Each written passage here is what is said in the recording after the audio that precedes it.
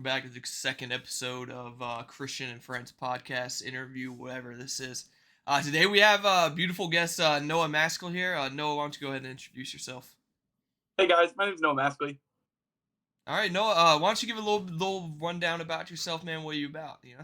For the people that You don't know, know. I'm about a couple things, and that's God, football, and the New York Giants. Let's Mm-hmm. go, baby. Speaking of the New York Giants, Noah, now this is a big question. Okay, this is from me. This is from the world. The world wants to know, what do the New York Giants need to do to win not only tonight, but to make it the playoffs, to win the playoffs, and to win the Super Bowl? What do they need? Let's start with tonight.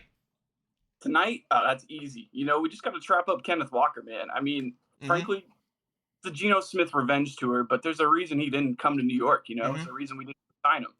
Not to say that Geno's bad, but at the end of the day, our defense just has to take a step up, and also that offensive line needs to quit being some dog shit. Mm-hmm. Yep. So if you think they prosper tonight, what do you think the outcome for the future of the Giants for this season is if they come out with a win tonight? I don't think we lose another game for the rest of the season, and I think we win the Super Bowl. Okay. Now, do you think you would receive at least one or two texts from your father tonight about the New York Giants? No, because I think the New York Giants will look good on primetime television. You don't think you'll say they look good? No, he doesn't usually do that. He only texts me when they look bad. Okay. Now, speaking of football, Noah, fantasy. How's fantasy going for you, man? I mean, I know you're the big commissioner dog for the. So how's that going? How's it treating you this season? You know, I'm doing pretty okay overall in fantasy. A good fun fact for you this week. I actually ended up beating our good friend, mutual friend, Riley Campbell. I Mm-hmm. beat him in the keeper league this week. Pretty big. Tell him to eat shit. Honestly, Puka Nakua's overtime touchdown this week, probably my favorite play of the whole season. I can't lie.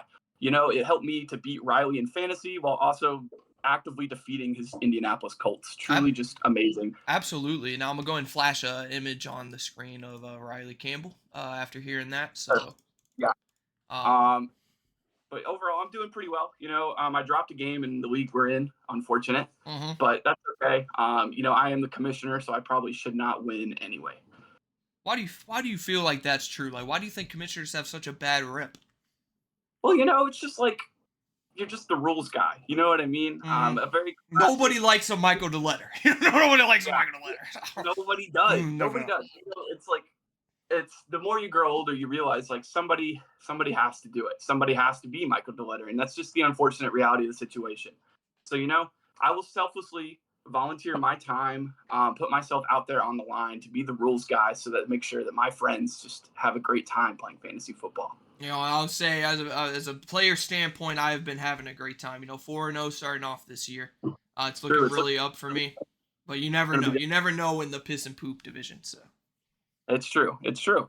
You know, it's a pretty back and forth pull, but you know, I mean, especially with the realignment this year, things have definitely become a lot more even. So we'll see how it turns out. Okay. So I got a question for you, Noah. Um, Okay. top three dudes. Go ahead. Top three dudes. Dang, that's kind of a loaded question, Mm-hmm. but you know,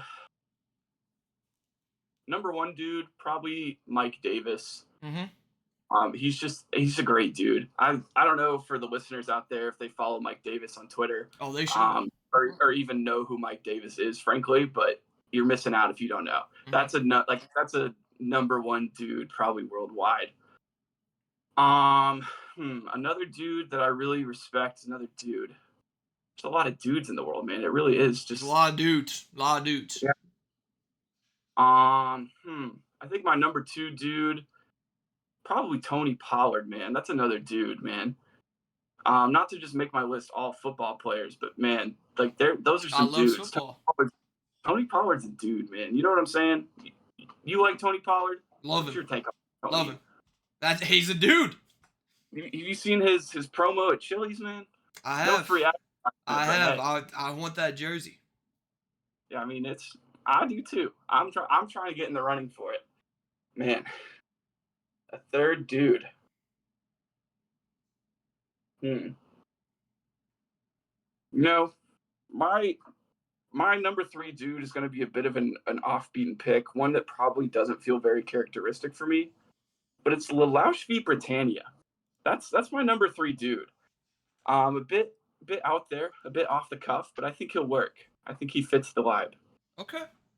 All right. Now we're gonna go ahead and pivot over to music. You know, Noah, what's some music you've been listening to here lately? You know, what you've been fucking with? What do you think's next coming? What do you think people should be appreciating more? I mean, I think there's just been a lot of underappreciation in the hyperpop space kind of recently. I think it was a big kind of like craze trend, for a bit there, Yep. especially the past couple 2 or 3 years. So it was really popping, but now like it's kind of fallen off. I think a lot of people just don't appreciate the genre for what it is. It may sound like dog shit, but that's kind of the point, man. You Mm-hmm. just kind of got to do it. And I just don't think. I think if you don't really appreciate it, you don't really get music, man. That's all I got to say about that. I think a lot of people look at hyperpop from an artist standpoint as it's really easy to get into because there's not a lot really going on there. But Yeah, I think the people that make it good, they make it fun. it's true. They get it. So I'm gonna go ahead and ask you a question. This is relating to hyperpop. You know, I got these lyrics pulled up right now. This is from 100 Gex on their newest song from their latest album, 757. They said, "We don't smoke trees. We smoke tree-sized dicks." Now, what do you think that means, and what does it mean to you? You know, I mean, to explain what it means would really take away from the artist. I can't fully go into details about that because honestly, it's one of just the most prophetic, profound, beautiful pieces of literature probably ever written across human history. If I'll be honest, Mm-hmm. the thought, we don't smoke trees, we smoke tree-sized dicks, right? At a base level, I mean, maybe they're talking about weed. Maybe, Some of us maybe we'll never know. maybe we'll never know. But if you think about it on a more profound level, we don't smoke trees, we smoke tree-sized dicks. We don't face problems, we turn problems on their head. You know what I'm saying? Exactly, Like, it exactly. think out of the box here at 100 Gex, and what? Like, you can't fault the You man can't, for you that. can't, you can't. You honestly I mean, can't. it's absurd. Yeah. I got another lyric here pulled up, you know, not in the hyperpop space, but you know, I heard this a little bit earlier today and it made me think of you. So we got Post Malone on his latest album, song Saint Tropez, where he says, Bud Light running through my piss. Oh. Now, have you ever been in a situation where you could say you related to him, as well as what do you think he meant by that? Well, if I'll be honest, I think what he meant by that was simply just, a brand tie-in. We do have to remember that Post Malone and Bud Light are kind of like this Mm-hmm. at the end of the day. But to say that I've never related to Post Malone would be a lie. There It have would been be many times in absurd. my life where it's just felt like beer is just flowing through my piss, and there's nothing I can do about it. Nothing. All right. Well, I'm glad I got to hear that from you, and I'm glad the people are gonna be able to hear that from you as well. We're gonna go ahead and pivot again. Fortnite. What does Fortnite need to do next? Man, I'm gonna What do say it. they I'm gonna need say to add? what everybody's been saying for 5 years now. It feels like Mm-hmm. bring back Tilted, bring back the old island, man. We've been waiting for it. At this point, I'm tired of it. I'm tired of all these stupid, foo-foo ass new locations. I don't need them anymore. I'm tired of these AI. I'm tired of all this random shit that gets added. I don't need it. I'm Don't need it. saying bring back the old island. I want to walk around with my little bush costume on and I want to snipe people. I'm tired of it. Real, real. All right. Anime sphere. You know, we had the anime episode last week. I'm sure that riled you up inside a little bit. So let's go ahead and hear it from you. What have you been watching? What's on your radar? What would you recommend to people? You know, I'm in a bit of a different sphere than Juice is. I watch a lot of Gundam. That's what I've been watching recently. Is a whole lot of Gundam. And now you may or may not be aware, but there's a big swath of Gundam content. 50 plus years of Gundam stuff. And so I've been kind of working my way through it. I've been working through from the beginning. I'm currently watching Zeta Gundam, which is like the second or third in the timeline, but I've also jumped around a little bit. So, Mm-hmm. that's where I'm at. Looking up on the radar, Gundam the Witch from Mercury's been coming out recently. That's a new show. We've been watching that a little bit in our house. Good time. Having a lot of fun with that one. We've been watching some Jujutsu Kaisen. That's been pretty good. I don't think we're all the way caught up. I don't really know. Some of my roommates are pretty big Jujutsu Kaisen nerds. So, they know a lot more about it than I do. Absolutely, Uh, absolutely. Gundam just announced the first anime series that'll be made fully in the Epic Unreal Engine. That's pretty cool. That's supposed to come out like the end of this year or early next year. Okay. It looks pretty cool. It's focusing on the 1 Year War, which means nothing to anybody that doesn't watch Gundam, but it'll be pretty fun. Pretty fun. That's all I really got. Well, that's all I got too. Let's go ahead and switch over to some viewer questions here. Okay, so the first question I got is from a viewer. They go by Micah B. Ledford.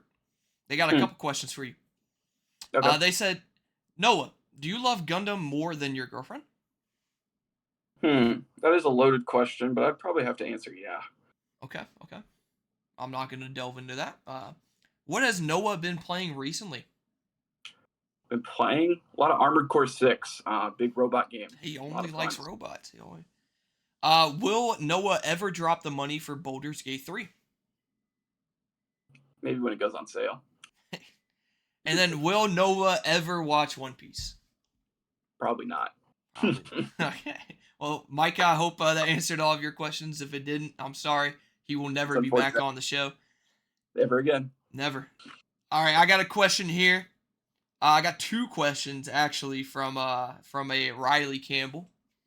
Oh. He asked, "How do you feel about the Charlotte Hornets having a Mr. Beast patch on their jerseys this season?" So I've actually been prepping for this question because Zach Harden sent this in our group chat on Instagram earlier today. And Riley said, "Noah, you can't look at this. It's for your interview later." A little unfortunate for him, but had to go and give that disclaimer. I honestly think it's kind of a weird partnership. I think it's kind of a bad Mr. Beast partnership, but like good for the Charlotte Hornets. Yep. Because I feel like Mr. Beast probably could have gotten a better NBA team to partner with. I'll be honest. That team sucks. Yeah, that team sucks. Like that team kind of sucks. And it's like, who are you marketing for, But I think that's great for the Charlotte Hornets. I think that gives them a ton of brand recognition, especially after Michael Jordan sold the team. So huge for them. Yeah, they're gonna have a lot of viewers this year. Yeah. He would also like to know what top 3 people do you know that needs a woman in their life? Rob Peacock, Kaylin Warren, Riley Campbell. You hear that? You're about on the chopping block. All right. Well, Riley, there's your answer. We'll go ahead and go on. This one comes from a Zach Harden. He said, "Who is Noah's favorite Tigers player?" I don't think I know a single Tigers player, so could be Bardstown Tigers too. Oh, okay. Ben Holleran. Ben Holleran. Cool. Well, shout out Ben Holleran. He will be featured in a future episode at some point. Shout out him. Got a question here from Luke Huddleston. Luke Huddleston. He asked, "What's one of Weezer's top songs that you think is in their top 3 best of their discography?"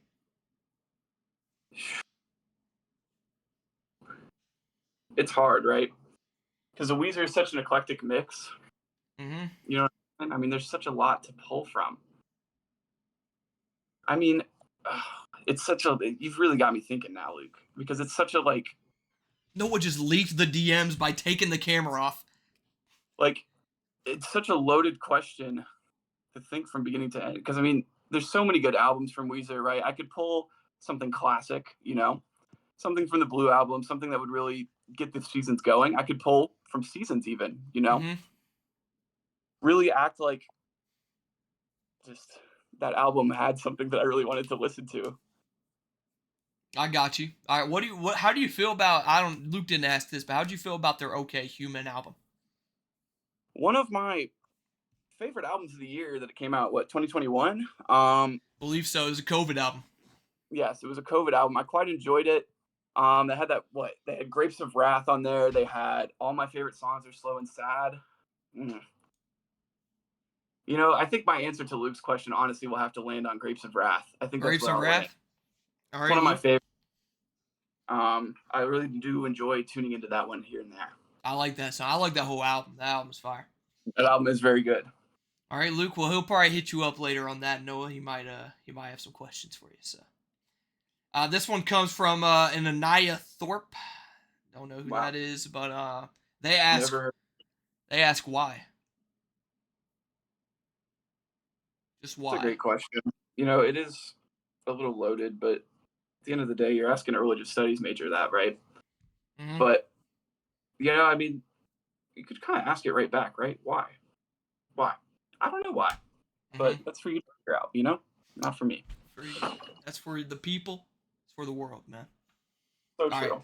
Last question. This comes from another other than Juice is a loaded question. His question is, based on your current understanding of fossilization and geology, elaborate on why the vast majority of South American mammalian fossils come from Patagonia in southern Argentina, yes, like the clothing brand, as well as parts of Brazil and Chile.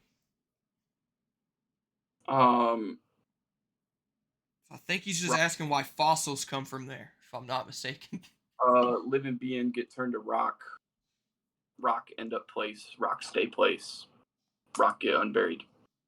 That's all I got. It's not the answer he was looking for, but that's fine. All right, well that's all the questions I have. That's all the questions that the people had. Noah, do you have any questions for me? Anything for the people? Anything you want to shout out? Yeah, I have a quick question for you. Mhm. What's your lock tonight, huh? Give me a 3-leg parlay for this Giants game.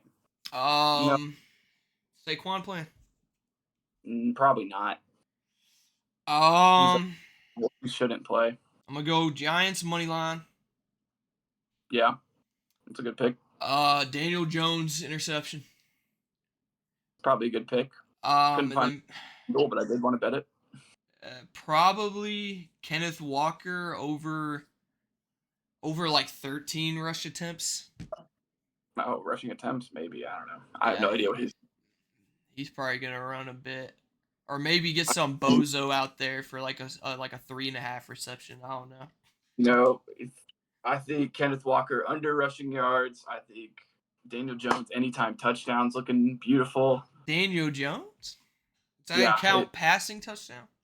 No, it's just rushing or receiving, I guess, but he probably won't catch He one. might get a receiving one. It's not impossible. It has happened, but pretty unlikely. But he's a big rusher. Mm-hmm. But yeah, that's pretty much my pick. That's my question. Nothing else to say to the people, man? No. Shout out Gundam. That's all I got. All right. Well, thank you, Noah. Fortnite. Go Fortnite. Thank you, Noah, for being here. Hey, That's it for this episode, everybody. Go ahead and like, comment, subscribe, smack that bell button, get them notifications on. Follow me on all my socials to keep up to date. Next interview will be Riley Campbell. We had a couple of mishaps with the timing and everything, but Riley Campbell will be up next, guys. So make sure you guys are ready. Load up your questions for him. Start to think deep down what you really want to understand from this guy. I'm gonna ask 6 questions. Okay. That's all we got for this week's episode. Today's episode in my head. Who knows, So take care, everybody. Go, Mr. Beast. That's it. Thank you.